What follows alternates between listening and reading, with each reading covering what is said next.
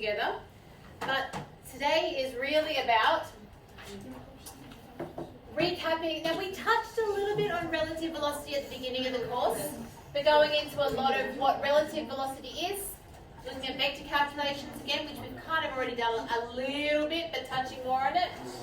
Then coming into the idea of the postulates of special relativity, how that affects inertial reference frames, simultaneous events, time dilation, and how we verify time dilation. So the idea that time is, depending on where you are looking at objects, will depend on the time that you are experiencing.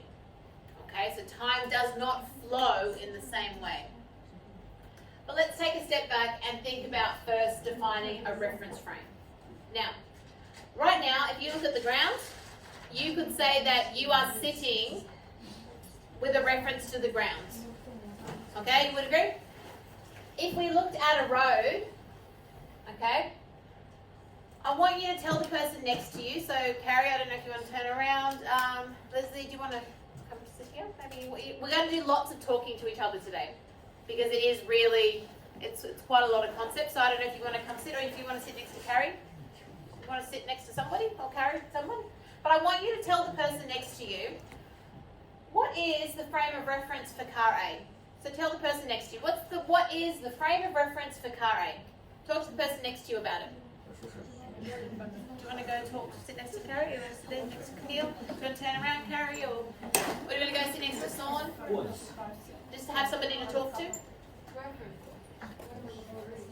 So where is the reference frame for car A? Where is car A's reference frame?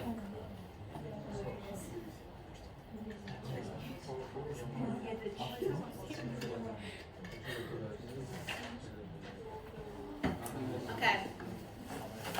Back at the board at 5, 4, 3, 2, 1.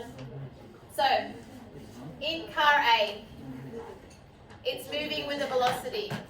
How would we compare that velocity that car A is moving to? We could compare it to what? Anybody? What could we compare car A to? We could give it a frame of reference of the road, couldn't we? Yeah. So we could have the frame of reference for car A is the road. So car A is moving with a velocity of 40 kilometers per hour compared to the road. Car A compared to car B, though, might be moving at 0. Because if car A is moving at 40 kilometers per hour and car B is moving at 40 kilometers per hour, what are they relative to each other? They're not moving. So it's all about creating an ideal of what are we comparing things to. Are we going to want to sit next to somebody to talk to them?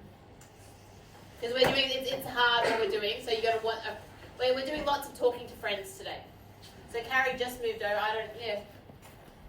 So, how do we feel about that? 5 to 1. Frames of reference.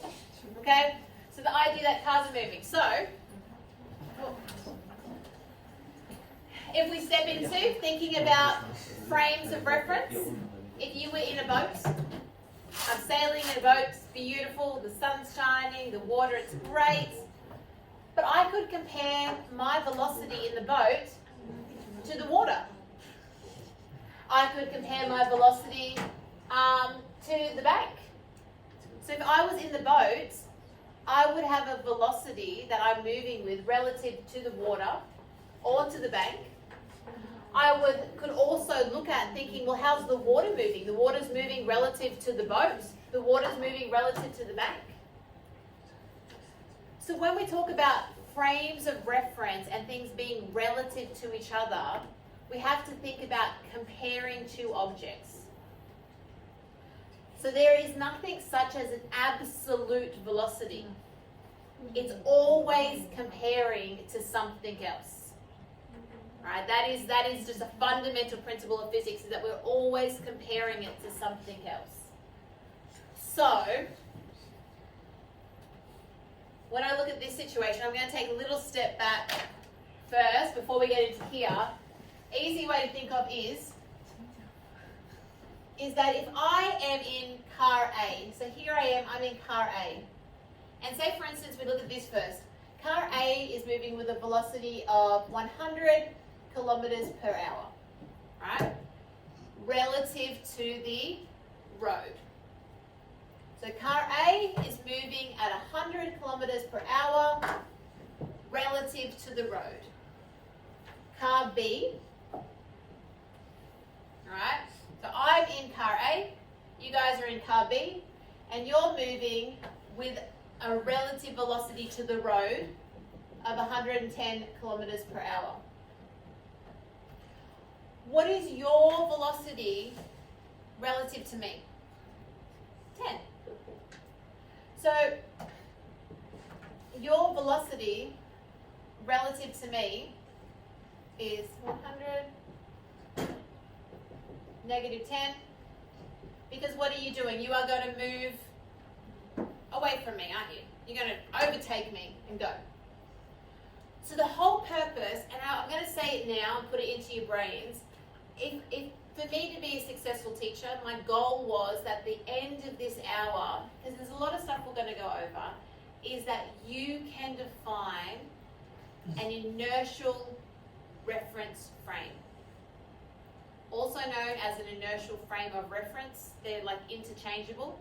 So you have this reference frame or frame of reference, same thing. Inertial, if they are inertial, the word inertial implies that there is no acceleration, so the acceleration is 0, okay? And it's either constant velocity or stationary, okay? So that is one goal. And then another goal is for you to be able to define time, proper time, but that's coming. So here the idea is thinking about what are our relative motions, what are our frame of reference. So here, car A is moving 30 meters per second towards the right. Car B is moving 20 meters per second towards the left. So one has a negative because of that.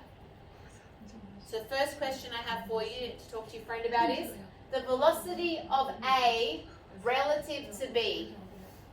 Which is the frame of reference that we're talking about, A or B? Talk to your friend. Which is the reference frame? The velocity of A relative to B, what is the frame of reference, A or B? Which one are we defining? The velocity of A relative to B. Which one is the frame of reference? Talk to the person next to you, talk, chat. Okay. Which one? The velocity of A relative to B. Who votes that A is the frame of reference? Okay, oh, Jared did maybe half there. Who votes B is the frame of reference? Hands up who's just not voting because they're like petitioning, they're on strike. The velocity of A relative to B. So where am I located? I'm relative to B, I'm in B, and I'm watching A. So B is my frame of reference, right? And I'm looking at A, right? And it was interesting, so if I flip this up, because it is kind of important. If I was just to add 20 meters per second to this side and add 20 meters per second to this side, what would be my velocity of car B? Negative 20 plus 20, what's the velocity going to be? 0. So car B is moving in this direction, but the same relative motion could be achieved if car A was moving in this direction at 50 meters per second. How do we feel about that? It's all relativeness. Yes? 5 to 1. How do we feel about that? Anybody give me some feedback? It was a tough crowd. Okay. Who's actively ignoring me? Okay. No, I won't say that joke. It's not a funny joke. Okay, Sarah. So how do we think about this? Oh my gosh, how am I going to remember? The most important thing is thinking about when things become relative, you're actually subtracting. So we subtract. So the velocity of A relative to B, A subtract B. Okay? So 30 minus 20. And it's the same here. Didn't I have to do it in this? in this situation, because I'm comparing them, and when you compare, you subtract. So here, I compared and I subtracted, didn't I? And that made logical sense. It makes sense. Here, I'm comparing, so I have to subtract.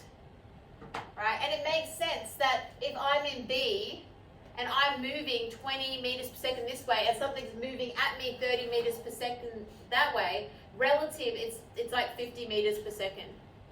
Okay? And the same thing can happen, okay, if we think about 2 dimensions. So I want you to think about this, and you're going to need to get your hands to do this. So this, get your left hand, put your left out, makes an L, that's how you know it's left. So get your left hand and get your right hand. So your left hand is being carré. Now the question is saying, what is the velocity of A relative to B? So if this is my hand B, it's moving here. How does it see A moving towards it? Okay, if it was stationary, it would see A moving like that, but it's not. It's coming towards it.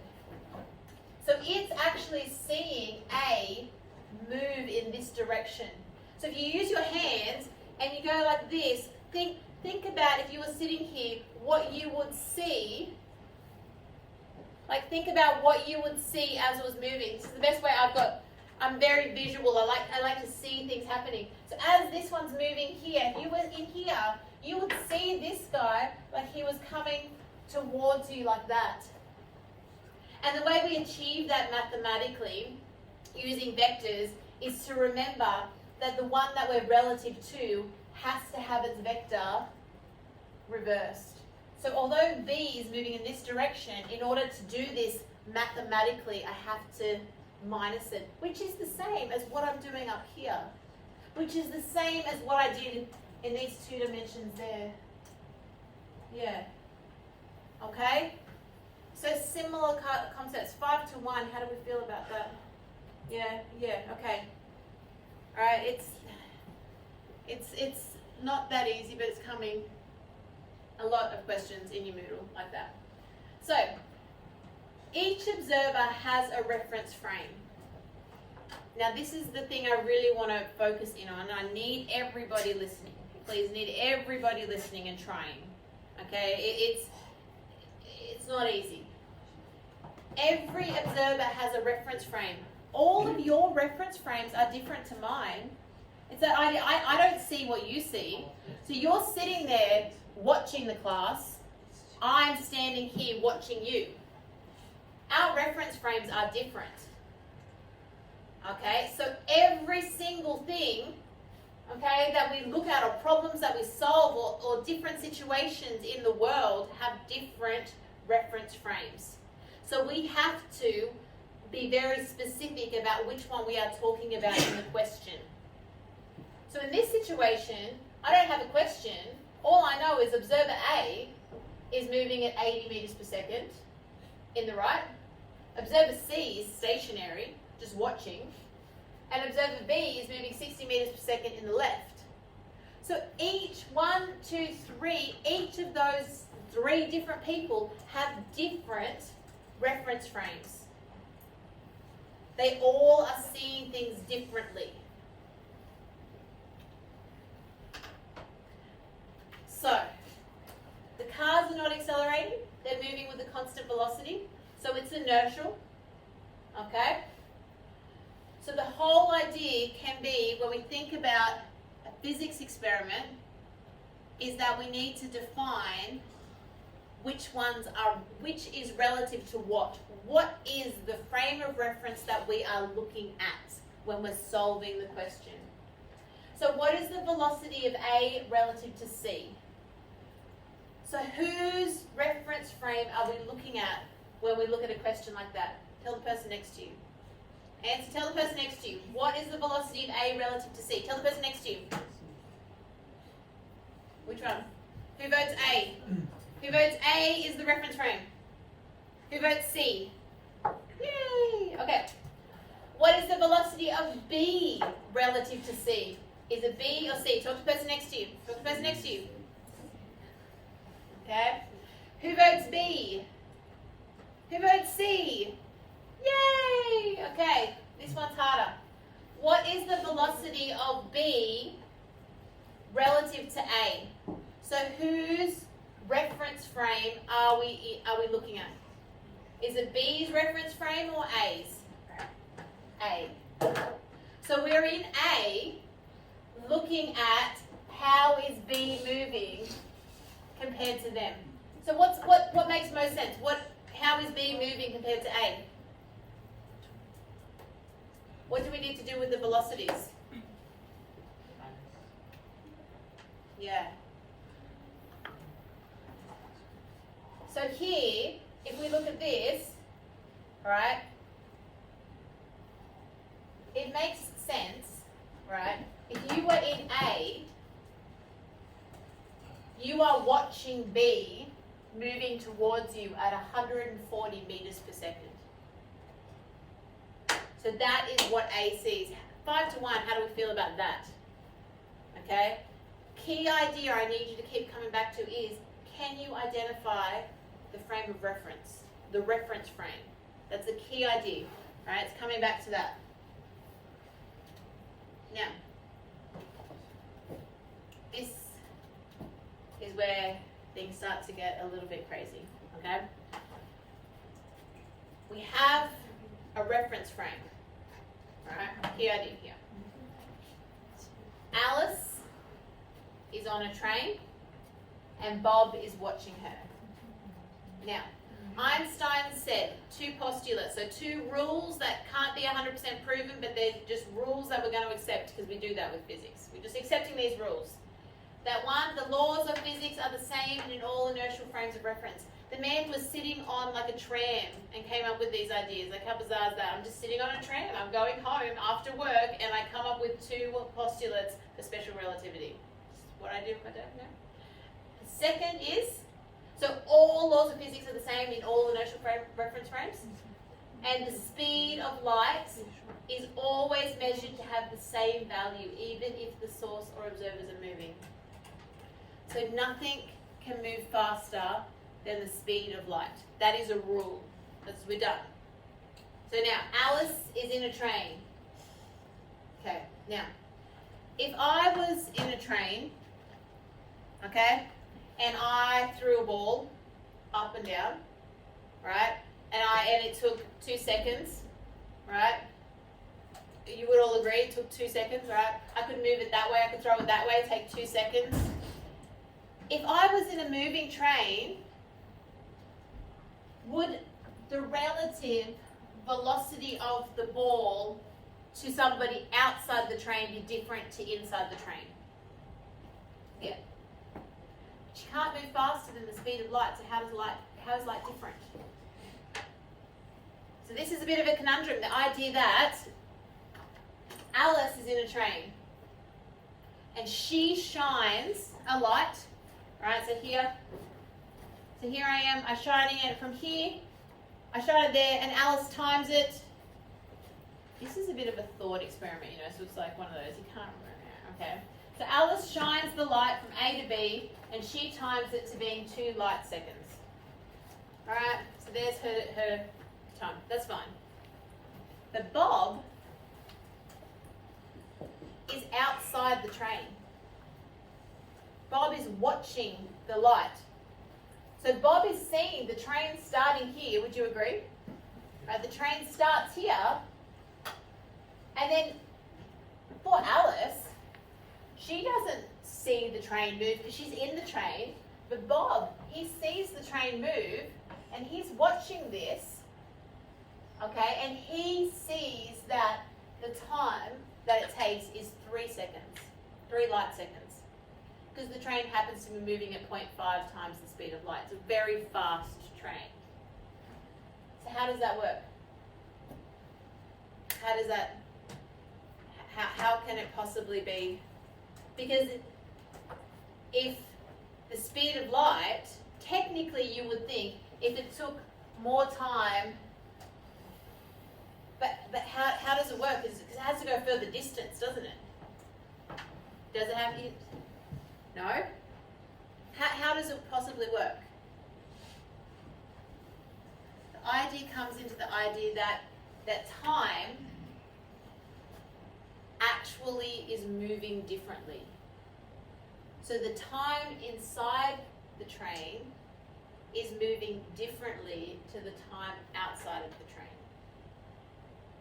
So the time inside the train moves differently to the time outside of the train. And if we think about the idea that time actually moves differently, depending on where you are watching, it means that the time inside the train can be different to the time outside of the train because the time is running, it's actually what we call, it's dilated. So time slows down when you are moving fast. Okay, this is the moment where I go, I'm going to stop talking for a sec and get you to talk to each other. Is your mind really blown, or how do we feel about that idea? Talk to the person next to you. How can time move differently? Okay. Vicky, do you want to talk to Johnson? Camille, do you want to talk to Leslie? You don't have to talk in English. Chinese, right? Okay. Talk to each other. Talk to each other. How does this work?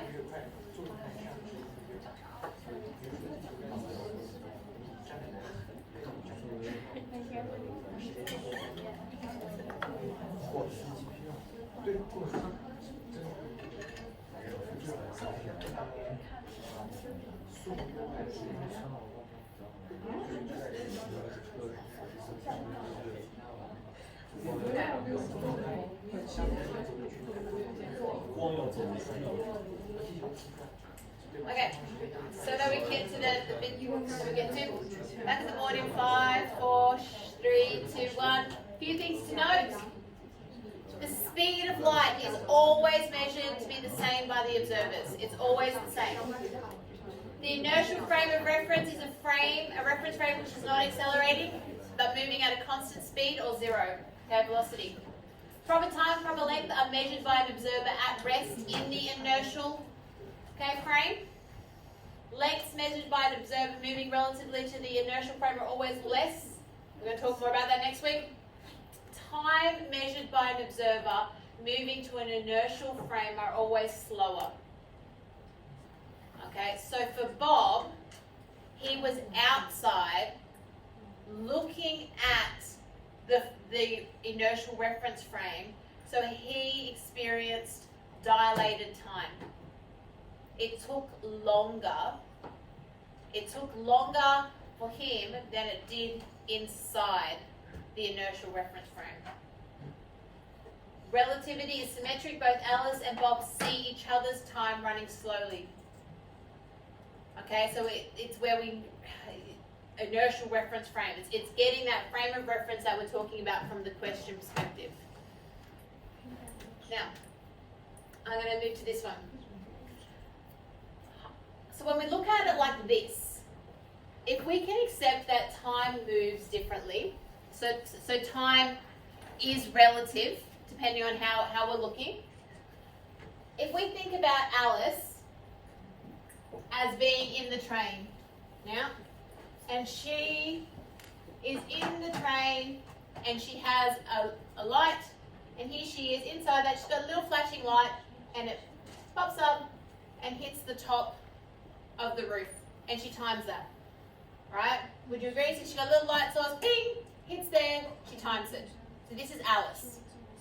So she is inside the train. She is at rest, but inside the inertial reference frame. So there she is. Okay?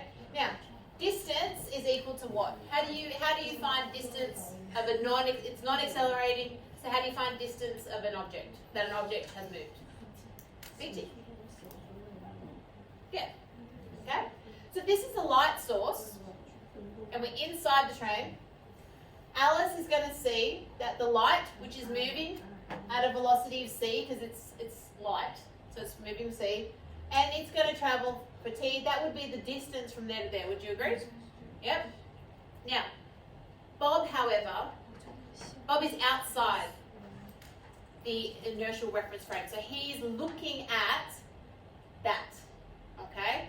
So here is what we actually call proper time. And Bob is looking out and experiencing time differently to the time in here. Now Bob sees that there is a velocity. So Bob sees the train moving. So it starts here and he sees the train moving with the velocity because it's now moving. Inside here is Alice's inertial reference frame. Bob is watching that frame outside but experiencing dilated time because he experiences time differently to how Alice experiences inside. So he is actually watching the light not move. So Bob isn't seeing this. He's not moving, seeing the light going up completely directly up, is he? Bob is watching it and he is moving. He's seeing it move in a diagonal way because he's seeing the train is actually moving and the light is moving. So Bob actually sees the light move like this. It's a light, so it's moving with C, but he sees, and it kind of makes sense, he sees a longer distance, so it makes sense that it would have to take a longer amount of time for it to travel that. How do we feel about that? This is like the basis of time dilation. So when you are watching, when you are observing something moving at very high speeds, so you are actually watching, so here it is, here's the train moving at a very high speed. When you observe something that's going on the inside of that, it takes longer for you to watch that than for it to happen inside. Jared, it's not that boring. It's a bit boring, you know that. It's really hard, is what it is. So the light for Alice, in Alice's frame of reference, is what we consider our proper time. Okay, it's Alice's clock here, but for Bob, he's on the outside watching. His time is going to take longer than for Alice. And Bob sees that it actually, the light travels a longer distance. Okay? So longer distance, longer time. It's the only way it makes sense because time is dilated. And when we plug it into our formulas, it's basically becomes Pythagoras' theorem, and we have a relationship between proper time, which is inside the frame of reference that we're observing, compared to the dilated time, which is the observer watching. This is really, are we okay with this so far? Yes? Kind of? Maybe? So how do we do that mathematically? Well, if you go through the proof, we can see that dilated time is equal to proper time divided by the square root of 1 minus v squared over c squared. And this is actually called the Lorentz factor. Okay? So, if Alice was in a train and our train was travelling at 0.8 times the speed of light, it's a really super fast train. Now, I made a joke and linked it to the trains in China. You know, trains in China are the fastest trains in the world, how they go like 500 kilometers per hour. No, it wasn't funny. It wasn't funny for that class either. I thought it was hilarious. No, okay. No. They're really fast trains. No, okay, it's not. It's not a joke. They are super fast trains though. But this is 0.8. Do you guys know what we're saying? This train we're saying is moving at 0.8 times 3 times 10 to the power of 8. It's a super fast train. Like, it's, no, okay, no, okay. So we look at this and we want to see how proper time, how Alice's time compares to the time that Bob's experiencing. So if we think about it, if we looked at this relationship, okay, here, this calculation shows that the proper time is less than the observed time. So the proper time is what's happening inside. That's the location of where the light is moving, okay? But Bob is watching the inertial reference frame, observing it, and he has 10 hours that he takes to watch for what takes 6 hours for Alice. Does that kind of make sense? No? Maybe? Yes? No? Anybody? You gotta speak to you people. Talk to the person next to you. Does that make sense? Talk to the person next to you. Does that make sense?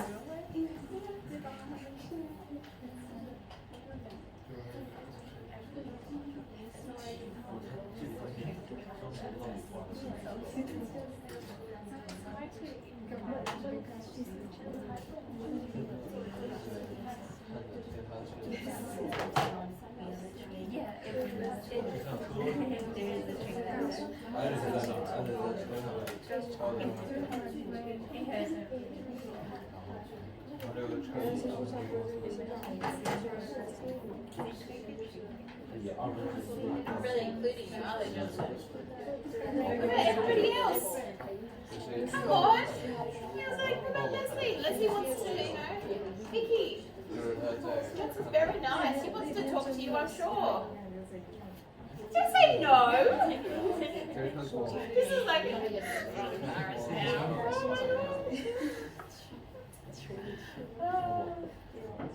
So in the first class what I did, one of the students asked, I got everybody up, I said, go find yourself a partner that you've never worked with before, and they said, can it be a partner I want to take on a date? Now I said something really embarrassing. Sorry, I'll stop now. And I'm like, well, I met my husband in engineering.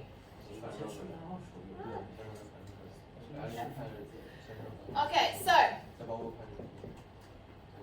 before we keep going, we're going to do some calculations. And I'm going to get you to help me with this. I already had the answers previously, but you guys can help me.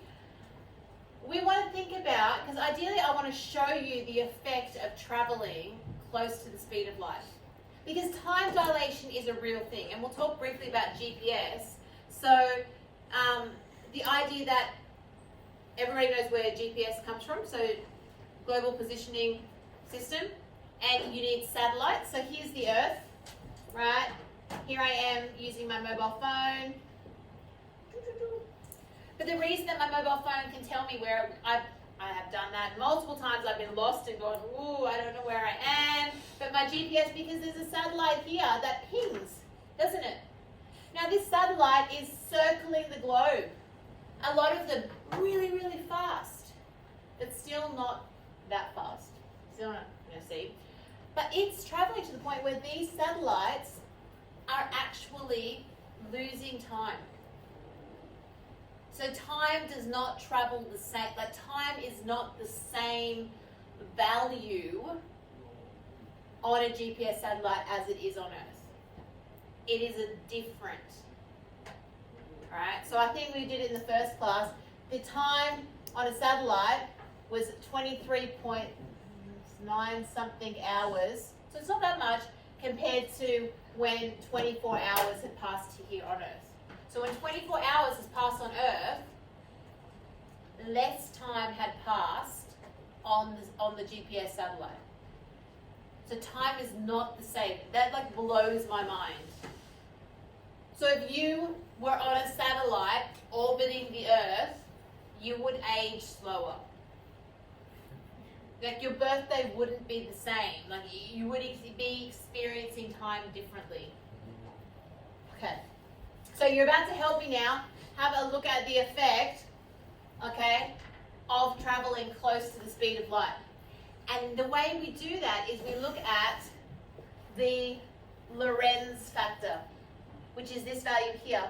Now, when we have this v squared over c squared, if we look at it, we're always given values in terms of c. So if I wanted to find the Lorentz factor for this one, right, which is going to tell me t equals something in terms of dilated time, I would substitute it into this formula. So I've got gamma equals 1 over the square root of 1 minus 0.05 squared c squared over c squared. And I don't know if you guys can see, but what happens to the c squares? They just cancel each other out. So then I end up with 1 minus 0.05 squared, 0.5 squared equals minus that plus 1 square root of the answer. So I end up with, oh wait a second, I forgot to divide by 1, and then I inverse, where's my inverse button? I end up with, oh, no, I don't want that. I just want this. Inverse this again. I just want to keep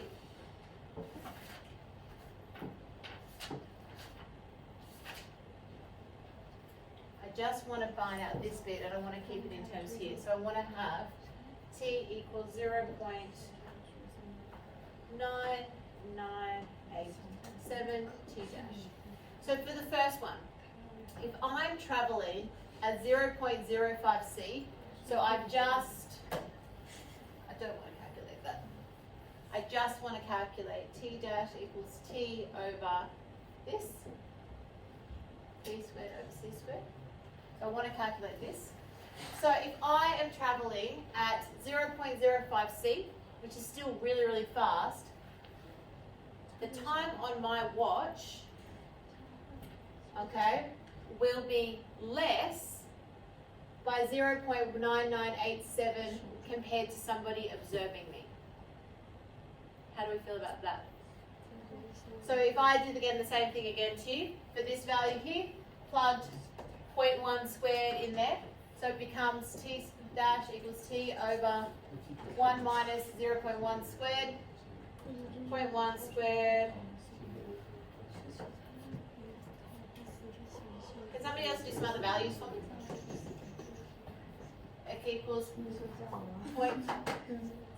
Oh, I need to. 0.9. So t equals 0.9950.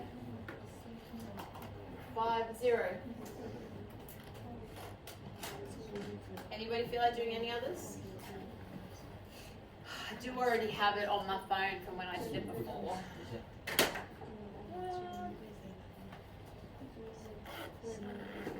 So I find equal 0.9798 t dash, t equals 0.9539 t dash, t equals 0.8660 t dash. What is happening? Talk to the person next to you and explain what is going on. So what is going on as I start to move faster? What is happening to the time I experience compared to a person observing me? So this person is on Earth. Okay? They are on Earth. I am in a spaceship and I'm experiencing time. Hello everybody. Hi. Experiencing physics as well. That's fantastic. Keep going. Oh, okay.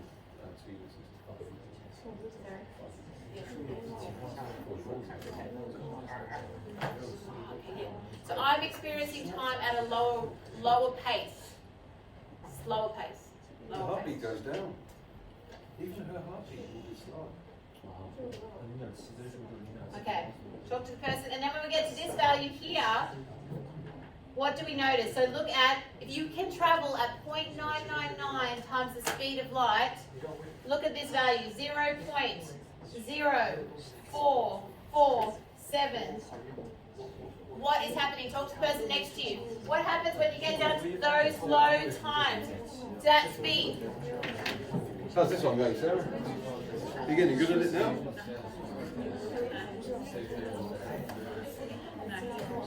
Okay, and then read that with the person next to you. I just got money wrong. You going to pass my screen? We'll talk about this. Yes. Next question.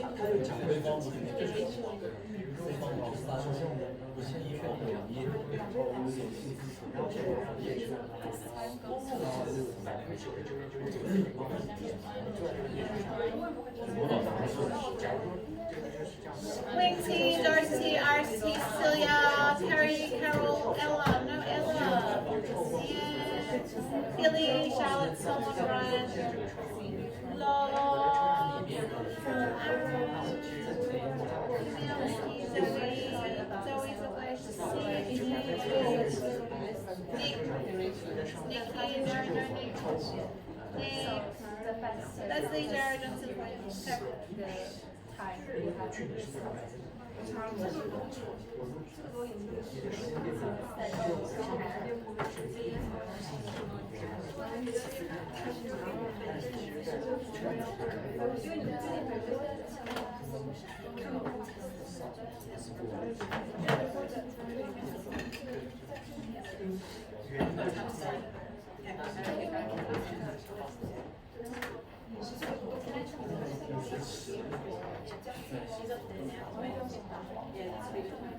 Okay, so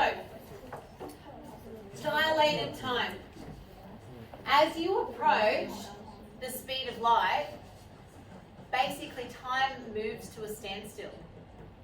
So the time that you experience, because don't forget, so the biggest thing we're about to get to, we're nearly done, is identifying what is the frame of reference that is the stationary inertial frame of reference that the question is based upon, and what is observing that frame of reference. So if you were in a spaceship moving, so you're inside, stationary inside the spaceship, and the spaceship is moving at 0.999 times the speed of light, so it's nearly at the speed of light, you will experience time, a lot less time compared to what has actually happened from the observer. So if an observer on Earth was watching you travel, for every 100 years that they watched you travel, you would you would be in your spaceship 4.5 years.